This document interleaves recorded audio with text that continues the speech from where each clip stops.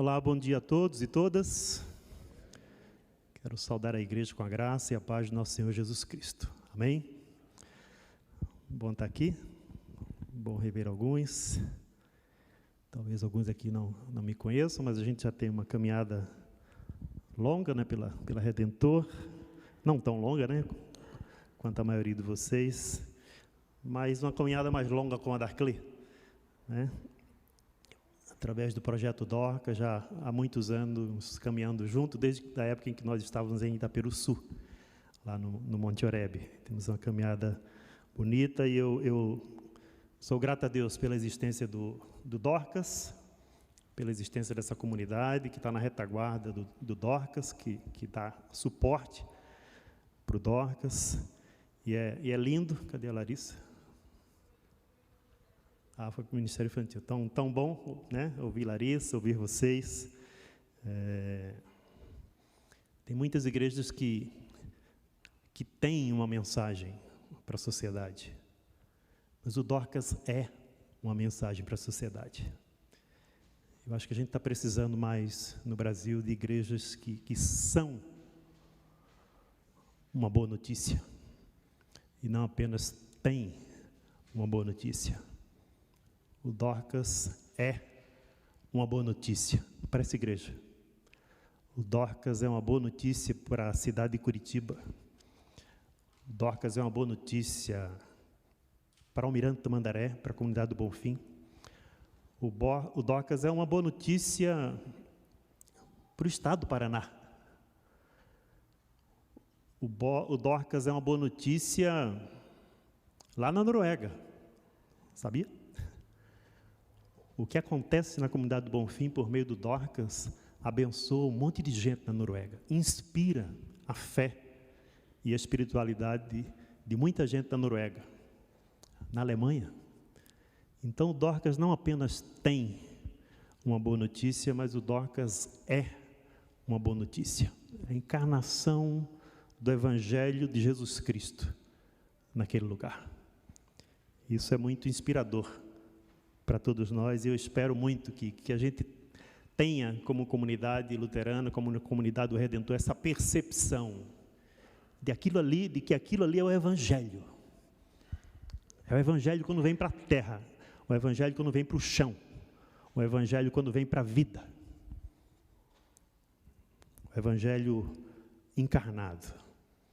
E é bom a gente ver, ao longo dos anos, o Dorcas enraizando no território. O que a gente vê aqui é fruto, mas esses frutos só existem porque tem raízes profundas que têm sido nutridas e os vínculos têm aumentado no território. O Dorcas não está fazendo, já fez há algum tempo, uma série de iniciativas para as pessoas, mas agora o Dorcas está no outro estágio. Quando a gente vê esses meninos aqui, o Dorcas não está fazendo mais para eles, o Dorcas está fazendo com eles. Eles não são espectadores, eles são protagonistas. Eles são atores de mudança e de transformação do território onde eles nasceram. E isso faz toda a diferença. Então, louvado seja Deus pela existência do Dorcas, louvado seja Deus pela existência dessa comunidade que tem dado suporte e apoio para que o Dorcas seja essa mensagem encarnada do Evangelho de Jesus Cristo na comunidade do Bonfim. Ok. Então, o Dorcas é uma mensagem. Aí tem mais o que pregar aqui? Eu tenho uma reflexão bíblica para fazermos, além de tudo que a gente já ouviu, sentiu e viu nessa manhã. Não é muito difícil, a gente não precisa fazer muito esforço para perceber que as coisas na nossa sociedade não estão do jeito que Deus gostaria que estivessem. Não precisa fazer muito esforço. A vida seria muito melhor se nós vivêssemos em harmonia com Deus. A vida seria muito melhor se nós vivêssemos em harmonia com as pessoas. A vida seria muito melhor se nós vivêssemos em harmonia com a criação de Deus. Harmonia com Deus, com as pessoas e com a criação de Deus, a vida seria muito melhor para todos nós. Mas as coisas não estão do jeito que Deus gostaria que estivessem. Em vez de viver para Deus e para as pessoas, nós somos fortemente tentados a viver uma vida centrada em nós mesmos. Não é verdade? Não que você esteja vivendo uma vida centrada em você, mas nós somos fortemente tentados para fugir desse projeto de Deus, de que a gente viva para Ele e para as pessoas. A gente é fortemente tentado a viver para a gente mesmo. E tem muita gente que não é apenas fortemente tentado, tem muita gente que vive uma vida centrada em si mesmo. E o resultado disso é decadência, o resultado disso é tensão, o resultado disso é caos. Caos. Então a gente bate o olho na vida e a gente pensa, e olha para a gente e também pensa e conclui: as coisas não estão como Deus gostaria que estivessem. Esse não é o projeto dele. A gente vive uma sociedade marcada por feridas abertas.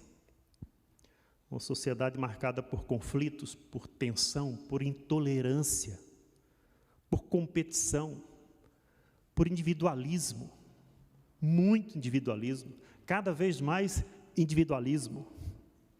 E num ambiente assim, marcado por feridas abertas, por tensões, por conflitos, por individualismo, a gente facilmente é levado a olhar para o outro, não como um irmão, mas olhar para o outro como um adversário. Olhar para o outro como alguém que está competindo conosco. E pior, olhar para o outro como se fosse um inimigo. E quando você olha para o outro e vê no outro um competidor, quando você vê no outro um adversário, o que é que você faz diante de um adversário? Diante de um adversário, o que é que se faz? Você parte para o ataque, não é assim?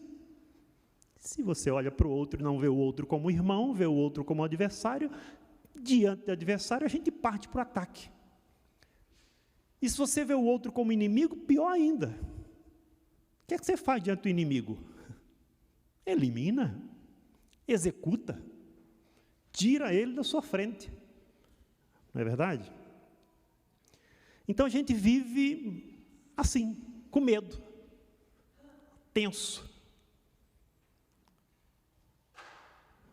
na expectativa de ser surpreendido por mais um ataque, por mais uma crítica, por mais uma puxada de tapete, por mais uma punhalada nas costas, por mais uma decepção.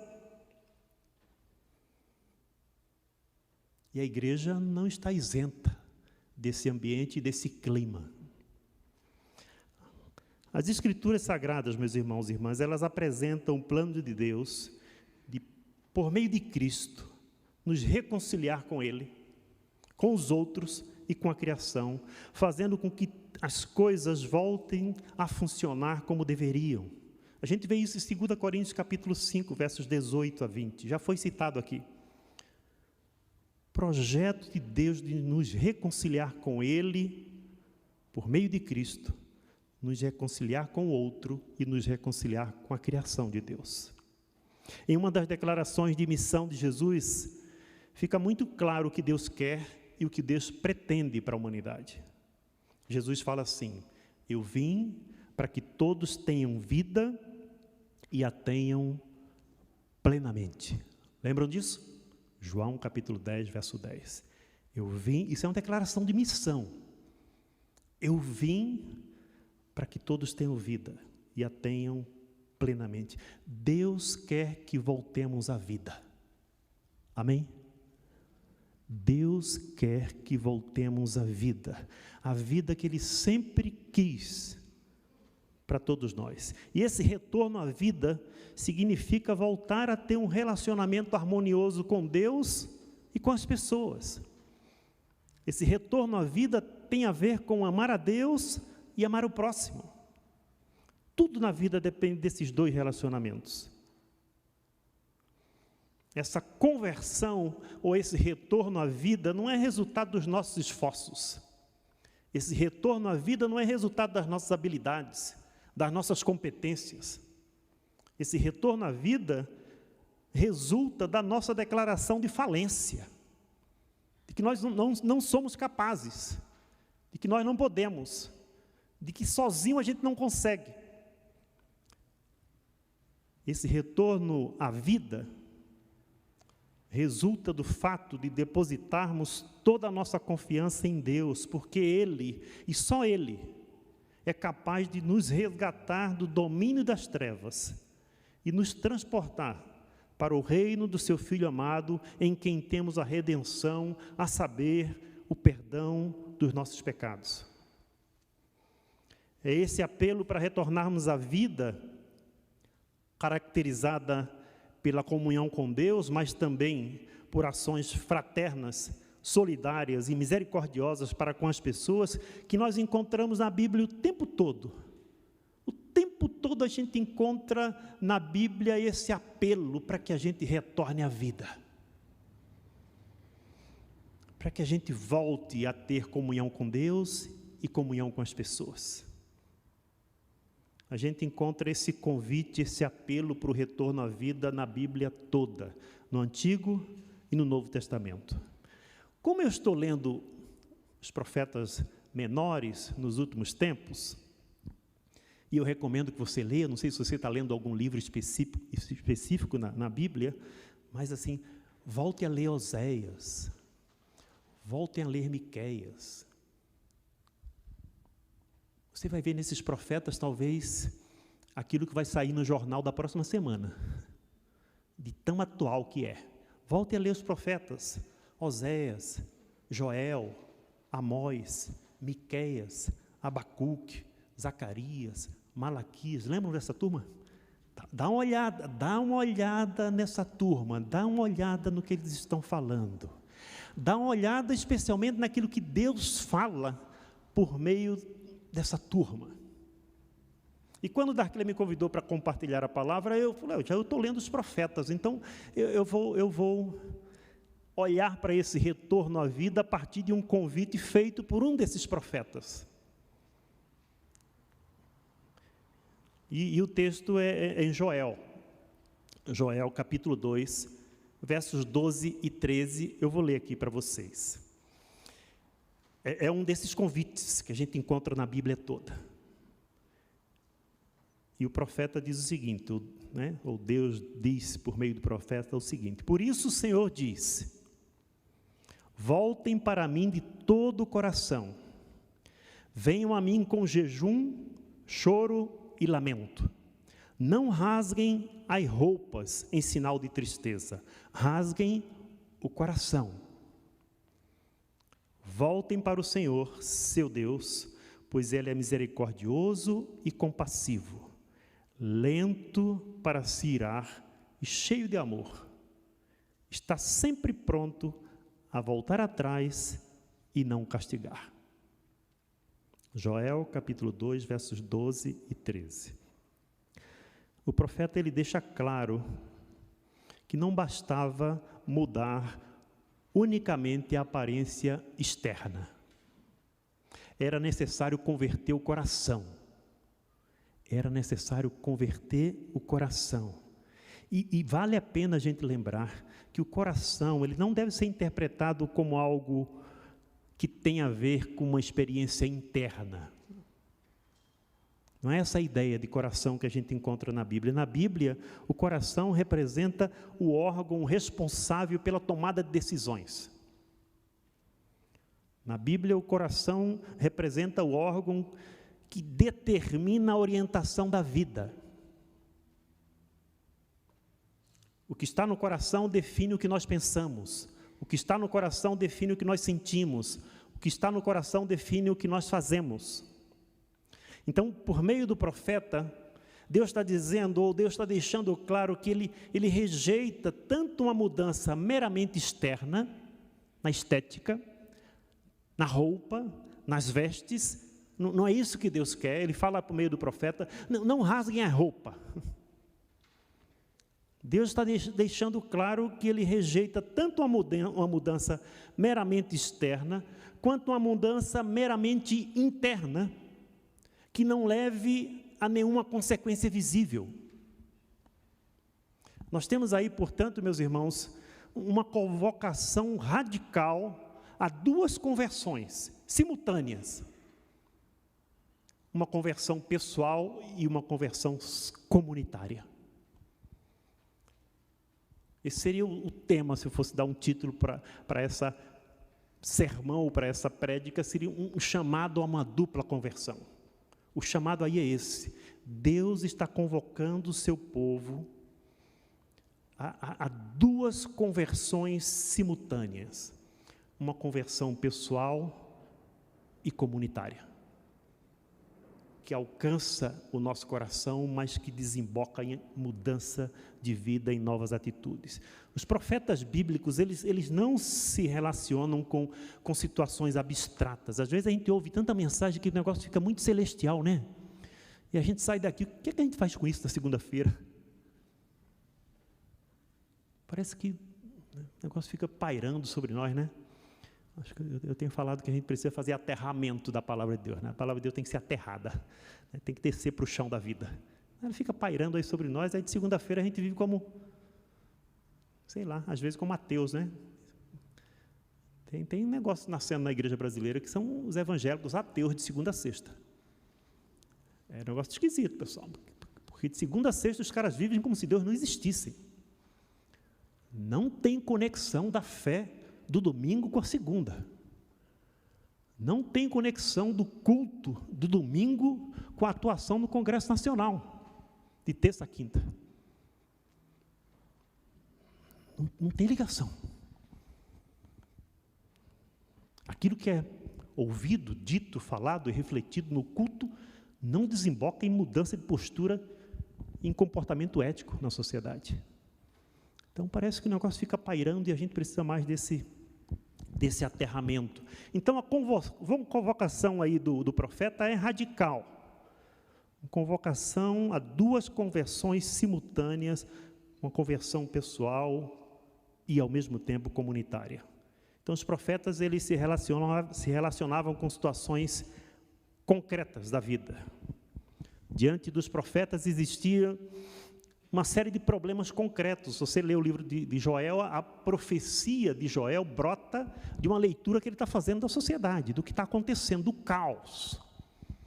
Uma praga de gafanhotos, seca, uma situação de opressão. Ele sai do cativeiro da Babilônia e agora, quem domina agora é o Império Persa. Opressão, violência, fome, pobreza, miséria. A profecia brota disso, brota de situações concretas, não é o cara que está tendo uma visão celestial, é coisa concreta, da vida. A profecia de Joel brota daí.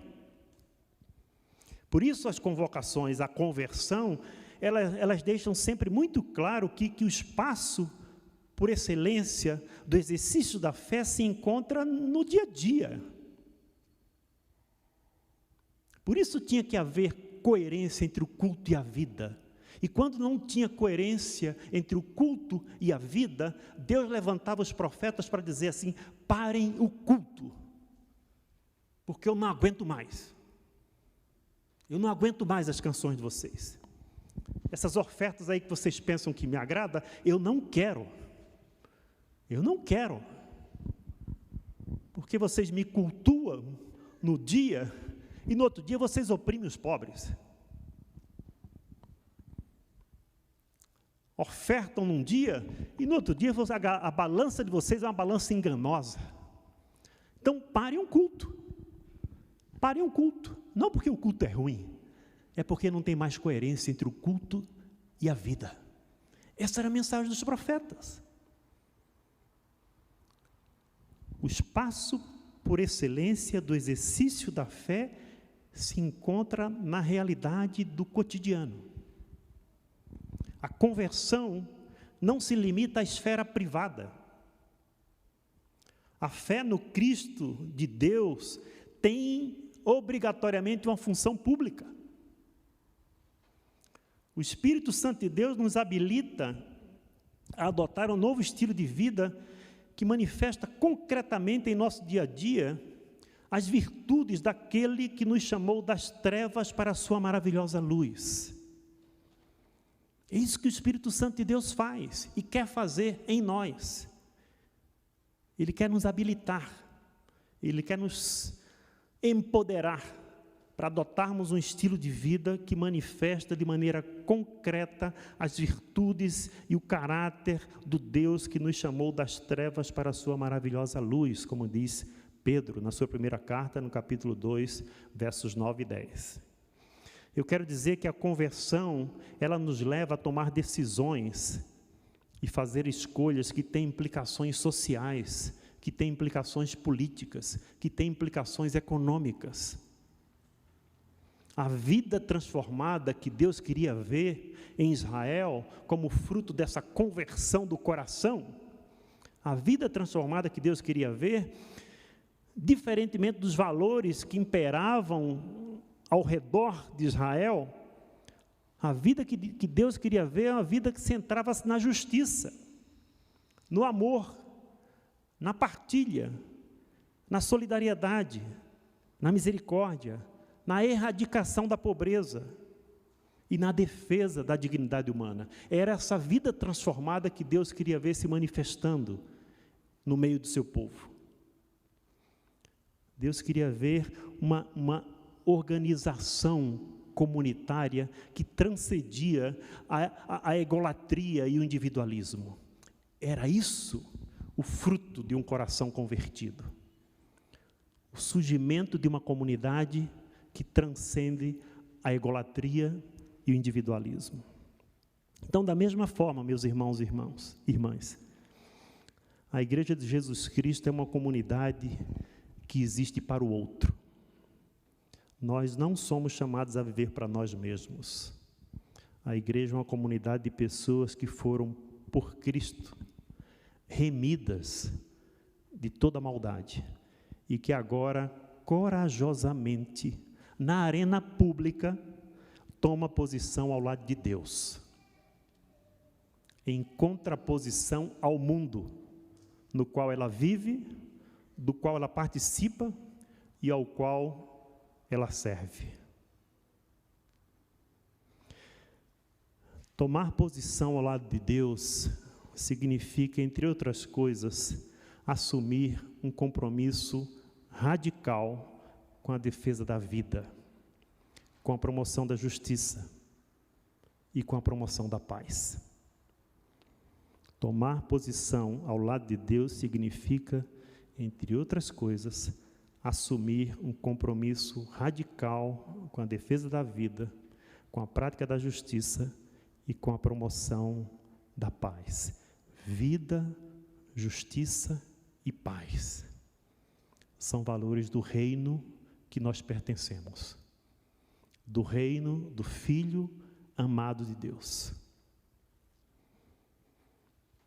Mas tomar posição ao lado de Deus também significa agir profeticamente, não compactuando, em hipótese alguma, com projetos políticos fundamentados na violência, na mentira, na corrupção, na opressão dos mais vulneráveis, na utilização irresponsável e criminosa dos recursos naturais e no desprezo pela vida. Nós não podemos compactuar com nenhuma estrutura geradora de morte. Se nós somos o povo da vida, que foi transportado das trevas para a luz, da morte para a vida, nós não podemos compactuar com nenhum projeto gerador de morte e de violência em nosso país. Nós não podemos. Não podemos. Então, essa convocação de Deus, meus irmãos e irmãs, por meio do profeta Joel, para uma dupla e simultânea conversão, pessoal e comunitária, continua valendo para os nossos dias. Continua valendo para cada um de nós. E continua valendo para todos nós como comunidade de fé. Amém? Essa convocação continua sendo super atual. Continua valendo para os nossos dias. Uma convocação para uma dupla e simultânea conversão. pessoal e comunitária. Então, que Deus, em sua infinita graça e bondade, converta os nossos corações e nos ajude, pessoal e comunitariamente, a agirmos de acordo com o que fomos chamados a ser. Uma comunidade de amor, que segue o modelo de Jesus e que segue os seus mandamentos de amar a Deus acima de todas as coisas e amar o próximo como a si mesmo. Amém? Amém. Amém. Muito obrigado. Que Deus os abençoe.